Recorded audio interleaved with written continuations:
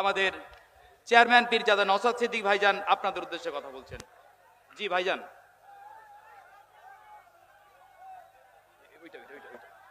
Hello, এক minute.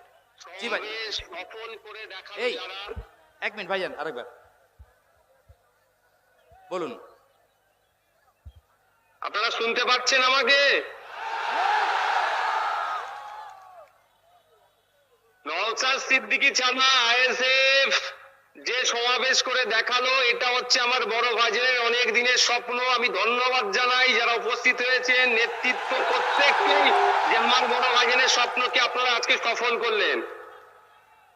ভাইজান বারবার আমাকে বলে যে বেশি বেশি নেতা তৈরি করো, যত পারবে নেতা তৈরি করো, যেটা আপনারা আজকে দেখিয়েন।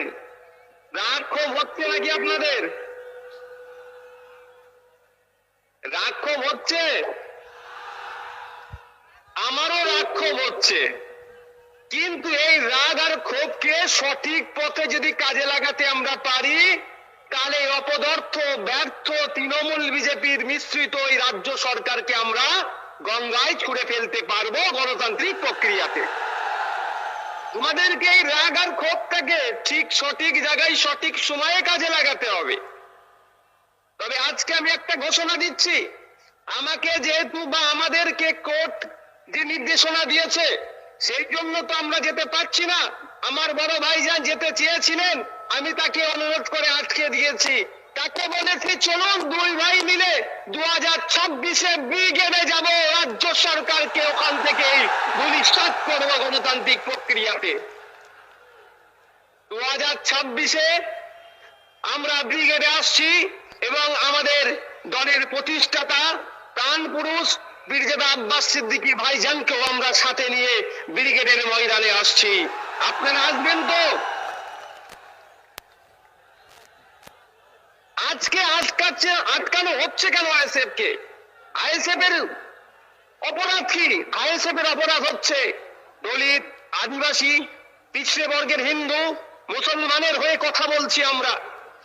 আমাদের অপরাধ এটাই, জলজমি জঙ্গলের যে স্বাভাবিক অধিকার আদিবাসীদের, সেটা কেড়ে নেওয়া হচ্ছে। দেউচা পাচামিরে আদিবাসীদের অধিকার কেড়ে নেওয়া হচ্ছে, এর বিরুদ্ধে বলার জন্য। ওয়াকফ সম্পত্তি কেন্দ্রের বর্বর সরকার কেড়ে নেওয়ার চেষ্টা করছে অ্যামেন্ডমেন্টের নামে, তার বিরোধিতা করার জন্য আমাদের ওপরে এই খরা নেমে আসছে। আমাদেরকে আটকানো হচ্ছে কেন? আমরা জাত ধর্ম বর্ণ নির্বিশেষে যে আইএসএফ প্ল্যাটফর্ম তৈরি করেছে, এই ভোটের রাজনীতি যারা করে, যারা ধর্মীয় রাজনীতি করে, তাদেরকে অচিরেই আমরা গণতান্ত্রিক প্রতিষ্ঠার মাধ্যমে তাদেরকে আমরা বিচ্ছিন্ন করব, সেই ভয় আমাদেরকে আটকানোর চেষ্টা করছে। যখন কলকাতা হাইকোর্টে যখন এই বিষয়ে মামলা চলছে, আমার কাছে খবর আসলো ইনডোর নেবেন না আউটডোর নেবেন। আউটডোর নিলে নাকি আপনাদের কজনকে বাইরে থাকতে।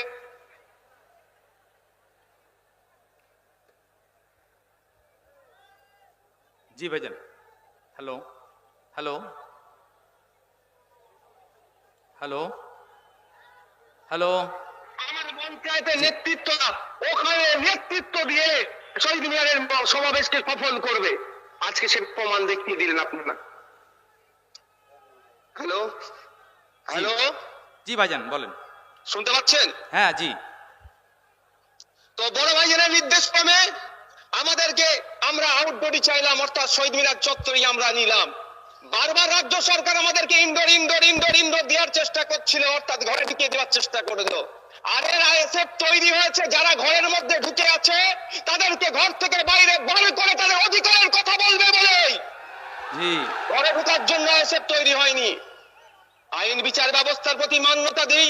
দুর্ভাগ্যের বিষয়, সিঙ্গেল বেঞ্চের অর্ডারকে আমরা চ্যালেঞ্জ করে ডিভিশন বেঞ্চে গেলাম, কিন্তু ডিভিশন বেঞ্চ ওটা আগামীকাল ডেট রেখেছে।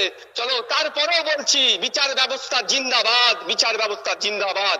যারা বিচার ব্যবস্থা নিয়ে ছেলেখেলা করবে তাদের বিরুদ্ধে আমরা সময় দরকার লাগলে স্লোগান তুলবো, কিন্তু বিচার ব্যবস্থাকে আমরা জিন্দাবাদ বলবো। সকাল বিকাল শুভেন্দু অধিকারী, সুকান্ত মজুমদাররা ঘরে অস্ত্র রাখার নিদান দিচ্ছে, মুসলমানদের বিরুদ্ধে কথা বলছে।